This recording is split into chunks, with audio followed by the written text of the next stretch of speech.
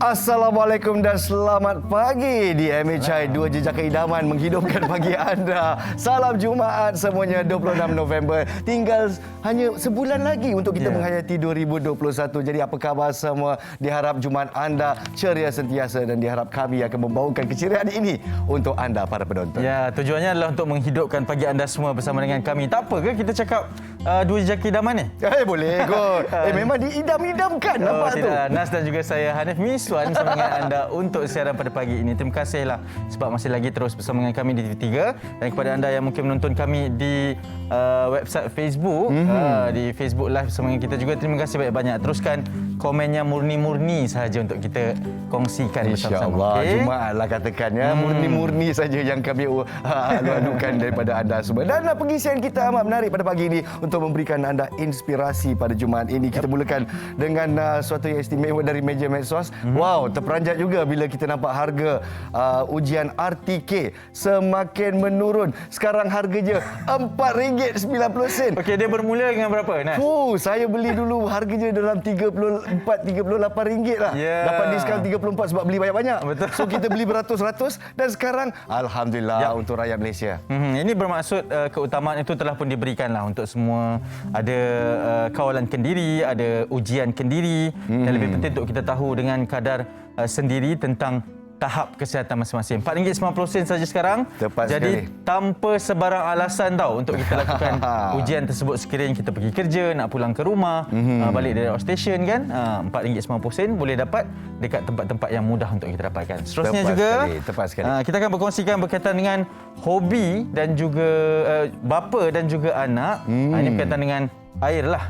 Luncur air. Okey. Bayangkan ada satu video yang tular di sini hampir 100 juta penonton, Hanif. Dan bila kita tengok anak kecilnya, satunya umur 7 tahun, satunya umur 5 tahun, bila meluncur seorang diri, saya sebagai ayah seram sejuk. Jadi kita bawakan tim ayah, ibu dan juga kedua anak-anaknya bersama-sama secara langsung di Malaysia hari ini. Kabarnya minatnya kenapa kan? Macam mana, siapa yang memulakan, siapa yang menjadi pengaruhnya yang kuat di dalam minat tersebut akan kita kongsikan nanti. Dan seterusnya juga biasalah hari Jumaat kita nak bawakan kepada anda sarapan pagi. Yes, yang sarapan paginya istimewa. Kita bawa fusion sikit anda. Bayangkan popiah tapi di dalamnya ada spaghetti carbonara. Wow, jangan salah rancangan, jangan salah rancangan. Bukan, itulah dia. Saya tiba-tiba terliur pula di sini ingat jalan-jalan cari makan. Tapi bayangkan warisan Itali bercampur dengan rasa tempatan. Macam mana rasanya? Kita bawakan untuk anda. Yes. Okey, itu akan kami kongsikan menarik sepanjang hari ini. Tapi sekarang kita nak mulakan, ini berkaitan dengan juga inspirasi kejayaan peluncur ais negara. Sangat hebat sebab berkelana keluar negara demi membawa minat anak ini ingin dibesarkan dan juga menjadi antara yang hebat dalam sukan ini, Nas. Tepat sekali. Sukan luncur ais dan bukannya sesuatu yang biasa di Malaysia sebab di Malaysia ini tak ada musim sejuk. Tapi alhamdulillah dengan semangat yang ditunjukkan oleh ayahnya untuk menjadikan anaknya seorang jago umur 9 tahun dan baru-baru saja ni memenangi Thailand Trophy di Estonia. Jadi kita bersama-sama dengan tim ayah dan juga anaknya selepas ini. Kita saksikan bingkisan kita dahulu.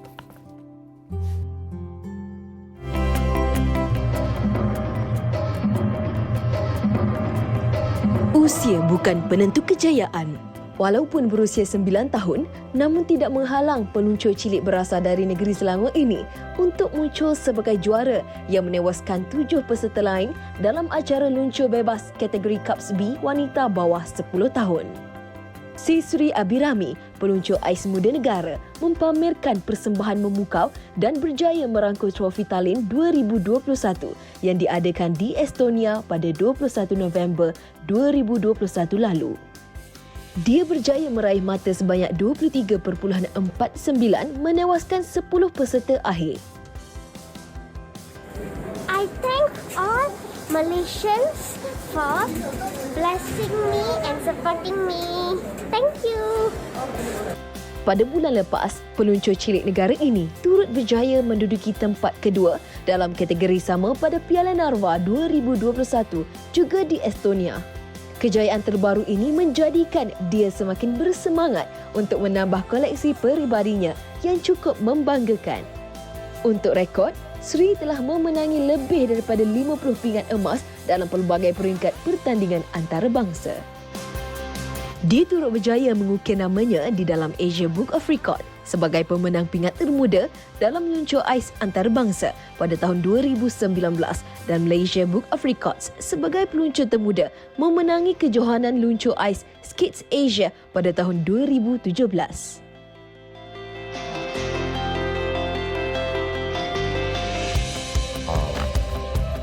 Baik, luar biasa itu yang mungkin boleh kita kongsikan juga. Kehebatan ini lebih hebat, ada pengorbanan lah kan, berkelana keluar negara demi memastikan bahawa impian ini tercapai. Jadi kita nak bawakan, kalau di sini baru 9.37 pagi, kabarnya di sana 3 pagi lah di lokasi ini di Finland.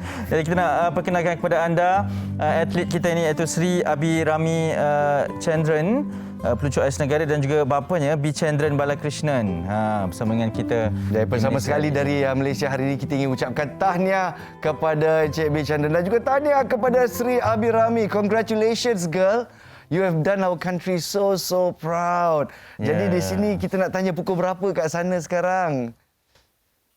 Sejuk ke? Selamat pagi Encik Nas dan Encik Hanif. Ya. Selamat pagi kepada semua warga Malaysia. Dan di sini sekarang adalah 3.38 pagi. Itulah di antara pengorbanan ayahnya. Betul. Okey, terima kasih kerana sudi bersama kami. Okey, Sri, kalau boleh kita tanyakan soalan berkaitan dengan aktiviti meluncur ais ini, bagaimana sebenarnya sekarang ini, dalam on season ke off season ke, bagaimana latihan?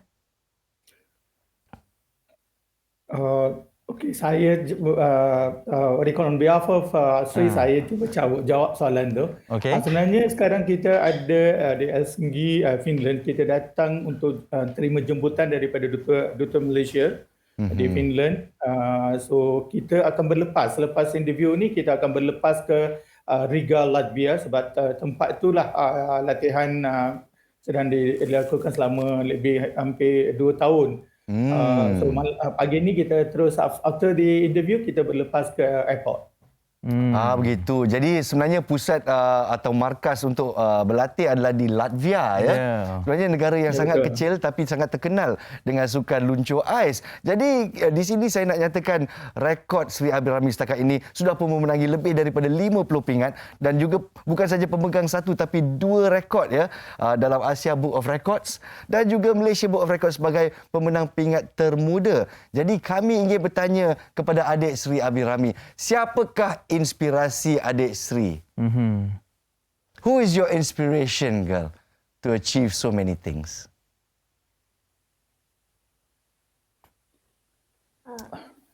Oh, she's so shy. Don't worry, don't be shy. Maybe we start with a good morning and a wave. Maybe we start with that. Hi, Abirami. Would you like to wave to all Malaysians watching you right now? Hai. Sangat pemalu ni. Malu. Maybe we ask an easier question. Do you go to school, Sri? Do you have school? Hello, Sri. What's your favorite subject in school?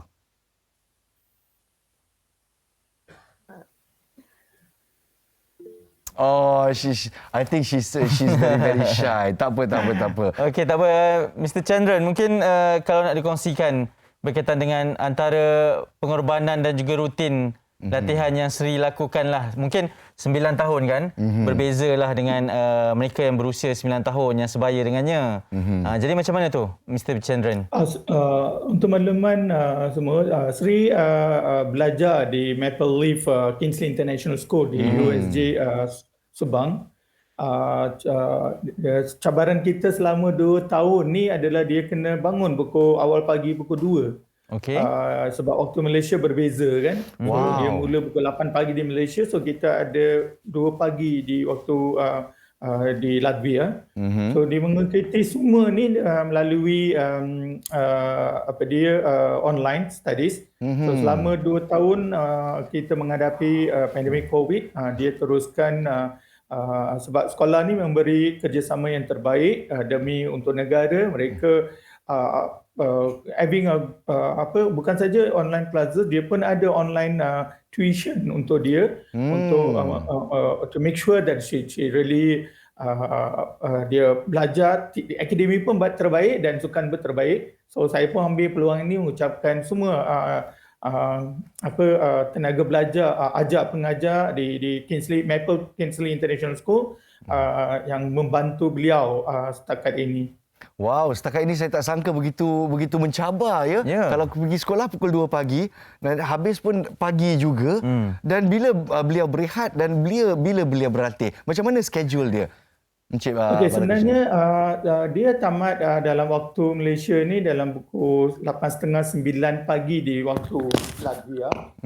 Dan selepas tu beliau akan tidur sekejap selama 2 jam. Selepas tu dia akan bangun dan dia mula latihan dalam pukul 10.30 pagi di waktu di sini. Sehingga pukul 2.30 atau 3 petang. Dan sebenarnya waktu latihan tu adalah tetap 3 jam on ice. Dia kena ada di arena ice dalam 3 jam. Sejam adalah untuk off ice di mana dia belajar pertamanya dia belajar ballet, yoga dan stretching. So ini adalah attitude yang kita perlu belajar untuk menjadi satu atlet yang terbaik untuk atlet luncur ais ni. Ya, Mr. Chandran, okey. Kalaulah boleh, sebab kita di Malaysia ni memang nak teringin nak dengar suara Sri ni. Mungkin Mr. Chandran boleh pujuk untuk bercakap sesuatu berkenaan dengan penyokong ke, doakan kejayaan ke. Mr. Chandran, kalau boleh tolong bagi mic tu dekat sikit pada Sri. Okay, stay from ni. Untuk kawan-kawan ke cikgu-cikgu di Malaysia ke. Sri? Good morning. What would you like to say to your teachers and friends in Malaysia? Set your goal, work hard towards it, and you can do it. Wow. Simple one sentence. Simple, set your goal and you can do it. So, do you have enough sleep? You have to study, you have to strain, and then of course you have to have a little fun. You're 9 years old after all. So, do you have enough sleep, Sri? Yes. Yeah. So, Daddy makes sure that you get enough sleep and enough rest. And of course, who accompanies you to all the competitions? Is Daddy your biggest supporter?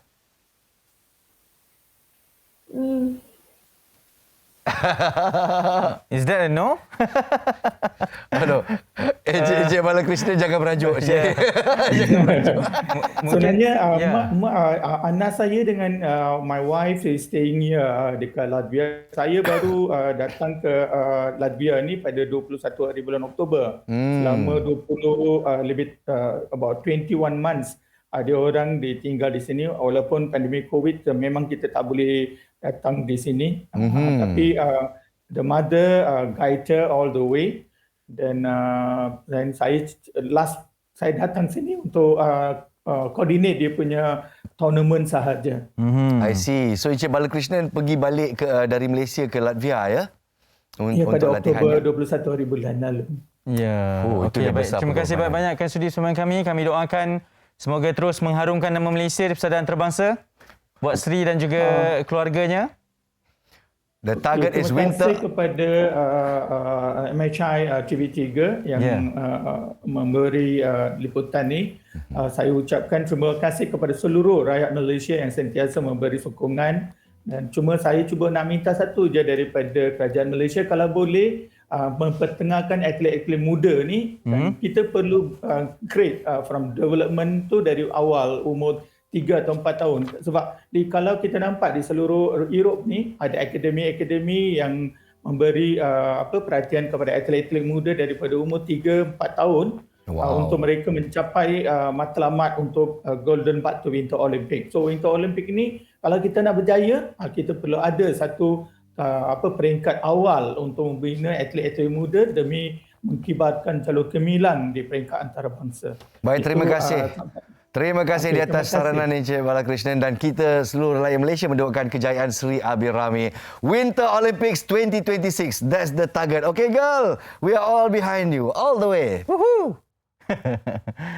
Terima kasih banyak-banyak kerana sudi bersama kami. Okey, baik, itu saya kira betul lah kalau dalam sukan ni terutamanya kan pengorbanan tu dari awal, dari kecil kita nampak kejayaan 10 saat tu tapi usaha dia 10 tahun yang sebelum tu, usaha sepanjang hayatnya untuk saya lah, dan juga bukannya pengorbanan daripada atlet tu sendiri, daripada seorang kanak-kanak, tapi juga pengorbanan daripada seluruh keluarga untuk pastikan atlet ini berjaya. Jadi kita pun mendoakan sebaik-baiknya untuk Seri Abil Rami dan keluarganya. Macam mana tu kan, bangun pukul 2 pagi masuk kelas dulu, Saya tak sanggup. lepas tu tidur 2 jam pergi training. Sebab tu kita berada di sini, Seri yang berada di sana. Tapi bayangkan awak ada anak yang ada bakat macam ni. Sanggupkah awak membawa anak awak untuk berlatih begitu kuat? Saya tak tahulah saya sanggup ataupun tidak. Jadi saya sangat tabik hormat di atas kecekalan hati Encik Balakrishnan. Betul, setuju. Okey, kita nak teruskan. Ini satu perkongsian yang menarik juga berkaitan dengan Intisar Barakah, beras basmati berkualiti tinggi jenama Dakwat. Jom sama-sama kita saksikan bingkisan ini. Assalamualaikum, saya Hafiz Zahidi. Pada hari ini saya ingin memperkenalkan produk Dakwat Malaysia kepada anda. Perkataan dakwat diambil dari bahasa Urdu bermaksud fiesta atau keramaian. Bermula pada 2015, Intisar Barakah Sendirian Berhad telah menyediakan beras basmati berkualiti ke hampir segenap pelosok negeri. Kami merupakan syarikat Bumi Putra dan pengedar tunggal bagi jenama beras basmati Dakwat. Sejajar dengan cogan kata jenama Dakwat, The Basmati Specialist, kami akan pastikan bahawa setiap beras yang diimport mempunyai kualiti yang terbaik bagi santapan setiap seisi keluarga dan boleh didapati dengan harga yang sangat-sangat berpatutan. Selaku pengimport beras berkualiti, kami menambah citarasa terbaik dengan menyediakan beras asli tanpa campuran, rendah glycemic index, tekstur nasi ekstra panjang dan gebu beserta aroma yang asli.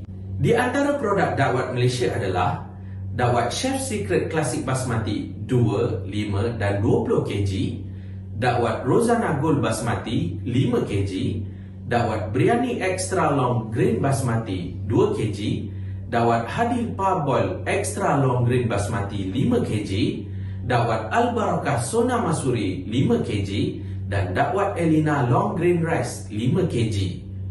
Kesemua produk dakwat ini boleh didapati di pasaraya-pasaraya besar di seluruh semenanjung Malaysia seperti berikut. Jika terdapat sebarang pertanyaan, anda boleh hubungi kami di talian 014 828 0809. Anda juga boleh follow akaun media sosial Dakwat Malaysia dan dapatkan maklumat terkini mengenai produk kami. Dapatkan segera di pasaran. Ingat basmati, ingat dakwat.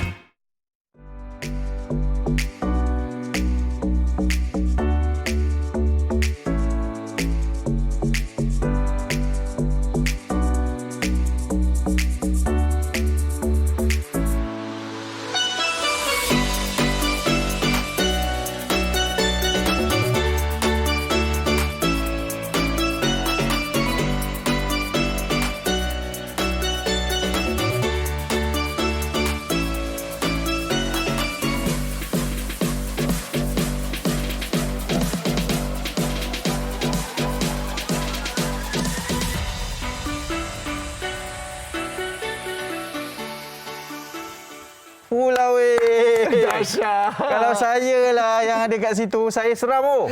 Seram. Saya awal-awal dah jatuh.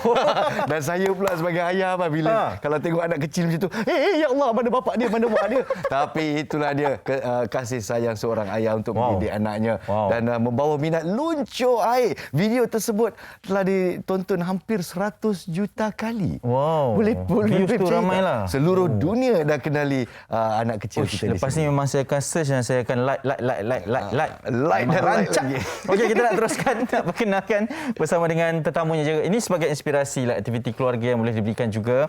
Jadi kita perkenalkan di kaca televisyen kita adalah Encik Idris Mustafa bersama dengan isterinya Puan Nik Solihah Mujahidah dan juga ni star of the show ni. Ada 3 orang Ada 3 orang. Ada yang kakaknya Aula, yang adiknya Ulia yang kita nampak kat video tadi. Yang kecil ni baru kita dapat tahu dia ada nombor 3 kat sini. Encik Idris, tahniah. Yang kecil ni pun nak meluncur air juga ke? InsyaAllah.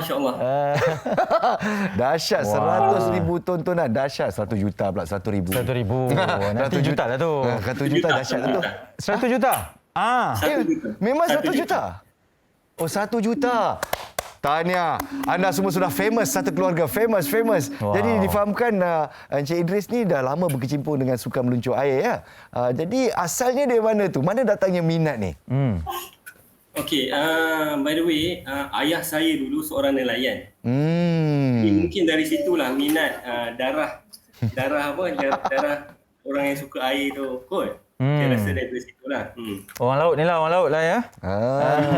Dahsyat. Okey, saya ada satu soalan saya nak tanyakan. Tak sabar tanya pada Puan Nik kita. Sebagai seorang ibu melihat video yang ditontonkan, okey dia memang bermula di TikTok lah kan. Tapi sekarang dah ditonton di media arus perdana ni. Di TV3 pada pagi ini di MSI. Sebagai seorang ibu, apa perasaannya tengok video tersebut anak dibiarkan di atas surfboard tu, Puan? Actually saya okey je sebab ada ayah dia. Ayah dia memang tahu ilmu-ilmu laut semua, ilmu ombak semua. So saya macam yakin sebab ada ayah. Kalau ayah dia tak ada, saya tak bagi masuk laut pantai pun. Okey. Oh, macam ni. Jadi untuk Encik Idris, apa kerjaya Encik Idris sebelum ni? Sebelum tiba-tiba menjadi pakar peluncur air? Okey, selepas saya habis belajar degree dalam 2013, saya sebagai software engineer lah. Selama 7 tahun macam tu. Pada 2017 saya buat move. Saya nak bekerja sendiri. Saya berhenti kerja dan saya buat kerja sendiri dan saya buat package ke Korea. Saya pergi dulu. Saya buat package ke Sempurna Sabah. So saya buat tour guide. So saya punya impian adalah untuk bekerja dalam masa yang sama, kita pergi jalan-jalan dan enjoy. Buat lifestyle yang boleh create kita punya income ataupun sara hidup kita lah, macam tu lah. Jadi anda memilih untuk cara hidup yang lebih, orang kata lebih membawa kebahagiaan instead of kejar rat race saja kan. Jadi saya amat hormati keputusan yang diambil oleh Encik Idris ni. Jadi kat sini pantai mana ni? Pantai Terengganu Terengganu. Tak dengar? Lokasinya. Terengganu. Siapa dia. tu? Ulia kata gegaganu. Macam tu. Okey, ni yang tadi adalah Ulia kan? Ini video Ulia. Video Ulia. Aula pun sama jugalah. Diajar sebegitu jugalah ya. Aula pun sama juga. Okey, Aula angkat tangan Aula. Alah, siapa Aula angkat tangan? Okey. Kita tengah tunjukkan video Aula ni. Okey, Aula macam mana sebenarnya ayah mengajar ni untuk surf macam ni Aula? Susah tak? Susah tak main? Tak susah langsung? Tak pernah jatuh? Aula pernah jatuh tak? Dia jatuh. Siapa selamatkan kalau jatuh? Apa? Siapa selamatkan kalau jatuh? Baba. Baba. Oh, panggil Baba. Kakak sendiri. Ya ke? Oh, ya ke? Hari tu lemas? Nasib baik Baba ada kan? Okey, Baba macam mana kejadian tu? Itulah dia Baba cerita sikit. Dah peranjat saya.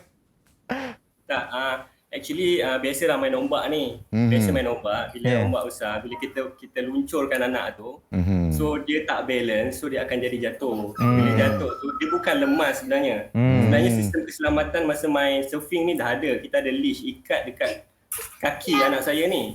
Ada orang tanya kenapa tak pakaikan life jacket. Sebenarnya kalau pakai life jacket kat tempat macam tu, dia lebih bahayalah. Saya difahamkan dia lebih bahaya kalau pakai life jacket ya. Itu sistem keselamatannya tu. Betul, faham? Saya faham. Okey, kabarnya ada kisah menarik juga di antara Encik Idris dan juga Puan Nik kan. Maksudnya selepas perkahwinan baru tahu yang Puan Nik ni pun rupanya minat juga dalam sukan air kan. Jadi macam mana tu dia ajar isterinya pula? Kongsikan sikit. Saya daripada zaman remaja lagi saya berimpian untuk ada satu keluarga yang boleh buat aktiviti sama seperti saya. Biasanya orang kahwin, lepas dia kahwin dia stop semua aktiviti yang dia suka. Betul? Sokong. Sokong. Tapi pada saya, untuk kita lebih gembira, hidup ni lebih gembira dan lebih bermakna, kita ajak orang sekeliling kita, orang terdekat kita, iaitu family kita sendiri. Apalagi isteri yang tersayang kan. Jadi sekarang ni Puan Nik pun ada video TikTok ke, video-video di Instagram ke, ada banyak tontonan juga ke? Kat mana? Tak tahu. Ada lebih 100,000. Wah, laki bini dah famous ni pasal lucu air. Dia tak nak beritahu kita lah. Dia buat-buat ni. Humble lah. Puan Nik memang minat sukan air ke ataupun lepas kenal Encik Idris, sokong minatnya dan terus minat sama-sama. Macam mana Puan Nik? Lepas kenal lah. Sebelum tu main biasa je. Pandai berenang pun. Selepas kahwin, dia ajar berenang. Dia ajar water confident. Sebenarnya saya takut tengok ombak. Sekarang ni kita join kejar ombak sama-sama lah. Wow. Jadi dah dapat, orang kata kita dapat kecapi kebahagiaan sebagai satu keluarga. Saya tengok, saya ada rasa ada teruja jugalah. Kalau boleh saya nak bawa isteri dan anak-anak saya macam Encik Idris bawa anak-anak. Jadi mungkin pesanan untuk rakyat Malaysia di luar sana yang sedang teruja melihat video-video anda, adakah anda akan teruskan macam mana? Okey, dalam masa hadapan ni insya-Allah satu hari nanti akan ada akademi lah. Kita akan insya-Allah kita akan didik masyarakat ni supaya sukan luncur air ni adalah sukan yang tak membahaya sebenarnya. Kita ambil betul-betul keselamatan yang sepatutnya. Sukan luncur air ni adalah sukan yang paling minima dia punya tahap kecederaan dia. Begitu. Okey, boleh tak? Ya. Kena sama-sama didik masyarakat. Betul. Sebenarnya Okey, boleh tak kita nak cakap dengan Ulia sikit? Ulia belum lagi bercakap dengan kita ni. Ulia, terus pandang. Ulia, hai Ulia, boleh lambai-lambai kat abang dan uncle? Cik. Sempat juga dah. Ulia, okey, dah besar nak jadi apa Ulia? Dah besar nak jadi apa? Nak jadi apa? Berfikir tu. Tengah fikir. Nak jadi apa? Berniaga. Nak jual-jual. Jual-jual? Nak apa? Nak jual-jual. Dia nak jual-jual. Bisnes lah. Dia nak jadi usahawan. Wah, bagus. Itulah dia. Usahawan luncur air Ulia. Okey, kita tengok. Apa tu nanti dia akan buka kedai kat Shopee ke mana-mana. Tak tahu lah kan. Okey, Ulia dan Aula. Bye-bye. Assalamualaikum. Bye semua. Encik Idris dan Puan Nik, terima kasih banyak-banyak. Bye si kecil. Terus meluncur ke dalam hati kita begitu. Gitu. Tapi saya minat lah nasihat dia, kata biar pasangan satu keluarga tu. Jadi lepas ni saya nak ajak semua main bola lah family saya. Saya dah cuba. Malangnya saya ada satu anak kaki bangku. Saya ada satu isteri yang kata bola. Saya tak tahu awak gila bola. Kalau tidak saya tak kahwin. Dahsyat betul. Mungkin saya kena berehat dulu seketika. Pening bala. Saya tak pernah terfikir pula itu jawapannya. Okey, kita berteriak seketika sebelum ada jawapan yang lain pula. Terus kekalan kami di Malaysia hari ini. Jangan ke mana-mana.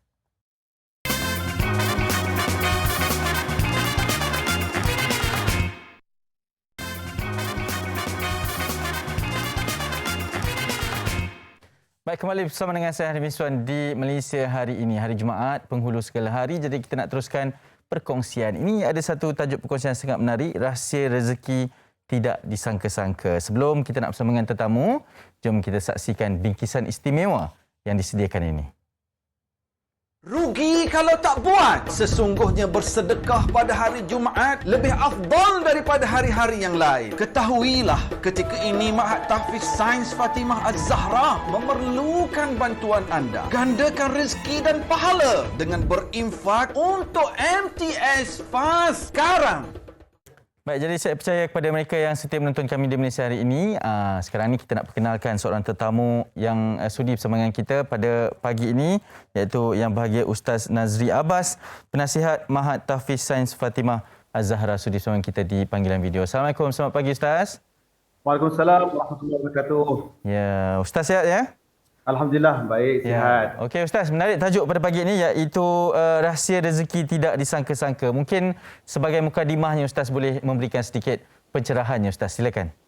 Baiklah, Assalamualaikum kepada semua penonton TV3 yang dikasihi Allah. Syukur kita kepada Allah sebab hari Jumaat ni kita nak kongsi sedikit tentang rahsia rezeki yang tidak disangka-sangka ni. Ini terdapat dalam satu ibadah yang kita sebut sebagai ibadah sedekah.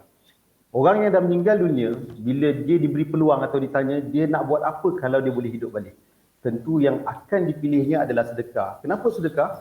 Sebab sedekah ni dia merangkumi dua elemen ibadah yang disebut sebagai hablum minallah, hablum minannas. Dan satu lagi, sedekah ni dia mempunyai kuasa ataupun kekuatan untuk menjariahkan atau menyebabkan pahala itu berterusan infinity sampai bila-bila. Jadi sebab itu kita tengok dalam kisah-kisah para sahabat, orang-orang soleh zaman dulu, bila dia bersedekah saja, Allah akan kurniakan rezeki yang tak diduga. Macam kisah Saidina Ali dan Siti Fatimah, dia sedekahkan 6 dirham, Allah bagi beratus dirham untuk keperluan dia sekeluarga. Jadi ini yang dikatakan bila seseorang itu dia beramal dengan apa yang telah Allah perintahkan, khususnya dia buat sedekah, itu ada hablum minallah, dekat situ ada hablum minannas, dekat situ dia membenarkan iman dia, lantas Allah akan membalasnya sebelum dekat akhirat, Allah akan balas dia di dunia lagi. Jadi insya-Allah ini kita nak ajak semua sedekah supaya kita semua akan dihujani dengan rezeki dan rahmat Allah yang tak disangka-sangka. Ya, insya-Allah itu juga harapan kita Ustaz. Terima kasih atas pencerahan tersebut. Ustaz, mungkin boleh kongsikan sedikit tentang latar belakang dan keperluan MTS Fast ini dengan lebih jelas pada pagi ini Ustaz, silakan. Baiklah, terlebih dahulu saya nak bagi tahu tentang MTS Fast ataupun Ma'had Tahfiz Sains Fatimah Az-Zahra ni sebenarnya dah 10 tahun. Kita punya satu bangunan kedai, 10 lot kedai dalam 10 tahun tu hanya boleh menempatkan lebih kurang dalam 330 orang pelajar. Sebenarnya tak cukup. Bayangkan kita ada tempat permainan dan sebagainya sempit. Dan permintaan daripada orang setempat sangat tinggi. Jadi kita memerlukan sokongan kepada semua penginfak-penginfak yang budiman dan dermawan. Sokonglah MTS Fast dengan cara boleh memberi infak. Dan sekarang kita di akhir tahun ni, kami nak ajak kepada mereka-mereka yang dah memberi sumbangan, teruskan memberi sumbangan kepada MTS Fast. Sebab sekarang kita dalam proses untuk membeli tanah, untuk bayar deposit kepada yang mempunyai tanah seluas 3 ekar. Dia 3 ekar. Jadi sekarang kita dah berjaya Alhamdulillah collect sebanyak 3.9 juta. Ada keseluruhan kita perlu kepada 5 juta. Jadi tanah inilah besok kita akan tempatkan pejabat, kita akan tempatkan makmal, kita akan tempatkan surau, kita akan tempatkan tempat sukan dan sebagainya. Fasilitis yang lengkap untuk memenuhi keperluan lebih kurang dalam 1,000 pelajar lebih. Bayangkan sekiranya anda terlibat untuk terus menyumbang dalam MTS Fast, sama ada boleh menyumbang sebagai infak, wakaf, dan sekarang akhir tahun kita bagi peluang, kita tengah buat kempen untuk berzakat melalui MTS Fast. Berzakat ataupun kalau ada yang nak bagi bulanan, dia boleh masuk e-legacy. Anda boleh tengok seperti mana yang tertera di TV, kaca TV anda, bagaimana ingin sumbang dan boleh tengok QR code di situ. Dan insya-Allah moga-moga dengan infak dan sumbangan anda ini dia akan berterusan pahala dia mencurah-curah dan mendudu sampai bila-bila. Dan inilah yang kita katakan sebagai jutawan yang bijaksana, iaitu bukan sekadar saham di dunia, lebih-lebih lagi kita akan mengumpul kebaikan saham di akhirat insya-Allah. Ya, baik, insya-Allah. Okey, ini antara QR-nya yang boleh anda kongsikan. Okey Ustaz, kalau nak dikongsikan juga mungkin ramai tertanya-tanya tentang status pergerakan usaha MTS Fast pada ketika ini Ustaz. Okey, seperti mana yang saya maklumkan tadi bahawa kita sekarang ni Alhamdulillah kita memang target kumpul 5 juta. Tapi kita baru dapat 3.9 juta. Jadi terlihat sekarang ni mungkin sebab pandemik dan sebagainya pergerakan agak tidak begitu lancar. Tapi kita tetap komitmen, kita bagi 100% untuk meneruskan rancangan yang mulia ini sebab permintaan dah terlalu ramai. Kita tidak mahu kecewakan orang-orang yang nak jadi keluarga Allah. Bayangkan penginfak-penginfak semua menginfakkan harta anda kepada keluarga Allah, iaitu orang-orang yang menghafal Al-Quran, mereka-mereka yang menjadi generasi hufaz, mereka yang menjadi generasi hufaz yang profesional. Di situ semua selagi mana mereka beramal, mereka membaca Quran, mereka menghafaz Quran di tanah, di bangunan yang anda infakkan, bayangkan bagaimana keadaan anda di akhirat nanti. saya yakin anda akan dapat rezeki yang tak disangka-sangka di dunia lagi sebelum Allah bagi rezeki yang surprise di akhirat nanti. Ya, baik. InsyaAllah itu juga harapan kita. Ustaz, mungkin kali terakhirnya sedikit perkongsian bagaimana ingin turut sama menyumbang sekali lagi Ustaz?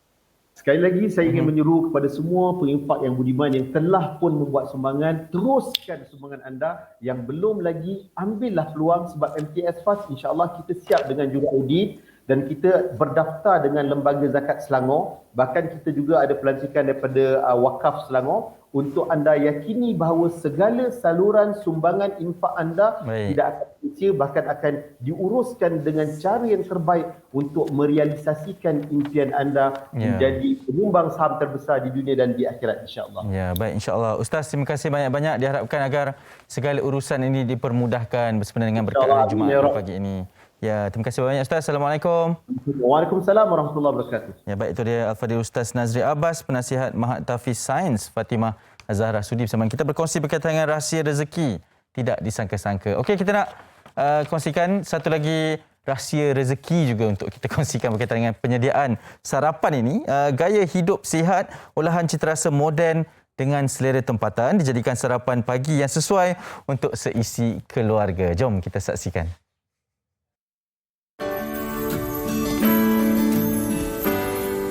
Popia adalah sejenis kuih yang boleh disediakan dalam pelbagai variasi. Daripada mentah, digoreng dengan inti atau disalut dengan perisa tertentu. Untuk kali ini, kita akan menyediakan satu hidangan cita rasa moden dengan selera tempatan. Popia carbonara untuk sarapan pagi. Antara bahan-bahan yang diperlukan adalah kulit popia, sos carbonara, daging ayam kisar atau cincang, bawang Holland dan bawang putih, lobak merah, serta sedikit lada hitam. Mula-mula, panaskan sedikit minyak masak atau minyak zaitun. Masukkan bawang Holland dan bawang putih. Masukkan daging ayam.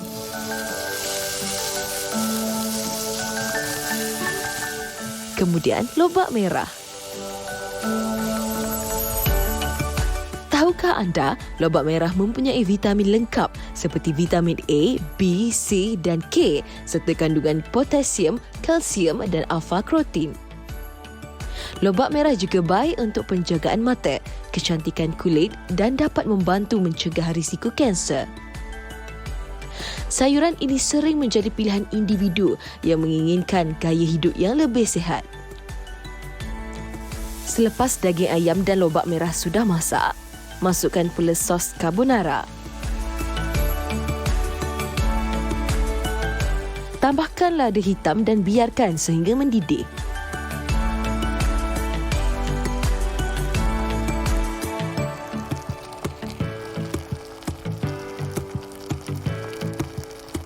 Bila sos sudah masak, ambil sekeping kulit popia, letakkan sedikit inti, kemudian gulung mengikut saiz yang anda mahukan.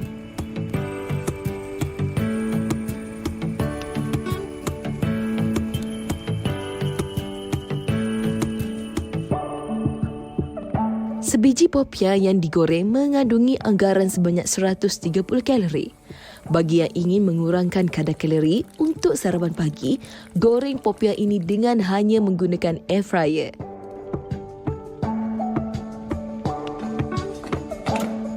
Masak selama 10 hingga 12 minit. Popia carbonara dah pun siap. Selamat mencuba.